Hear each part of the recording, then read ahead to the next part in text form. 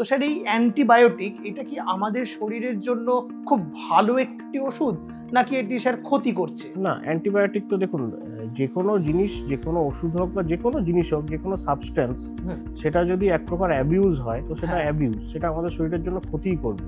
এখন যেটা হচ্ছে অ্যান্টিবায়োটিকের হয়তো প্রয়োজনই নেই, নর্মাল যে সিজনাল ফ্লু হয় তাতে অ্যান্টিবায়োটিকের কোনো রোল নেই।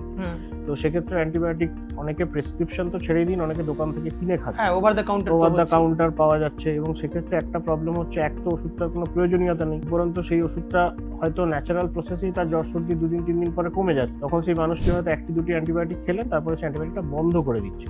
এর ফলে যেটা হচ্ছে যে একটা ভয়ঙ্কর রকম অ্যান্টিবায়োটিক রেজিস্ট্যান্স তৈরি হচ্ছে, এবং সেটা কমিউনিটিতে তৈরি হচ্ছে। মানে পরবর্তীকালে যে ধরুন যদি সেই মানুষটার কোনো ব্যাকটেরিয়াল ইনফেকশনও হয়, যেখানে সত্যি তার অ্যান্টিবায়োটিকের প্রয়োজন, কিন্তু তিনি মানে এইভাবে অনিয়ন্ত্রিত অ্যান্টিবায়োটিক খাওয়ার ফলে তার শরীরে তো অ্যান্টিবায়োটিক কাজ করবেই না, উপরন্তু অ্যাজ এ কমিউনিটিতে ওই ব্যাকটেরিয়াগুলো আস্তে আস্তে অ্যান্টিবায়োটিক রেজিস্ট্যান্ট হয়ে যাচ্ছে। সেক্ষেত্রে আমরা ট্রিটমেন্ট করতে প্রচুর সমস্যা হচ্ছে, কারণ বেশিরভাগ অ্যান্টিবায়োটিকই তখন কাজ করছে না।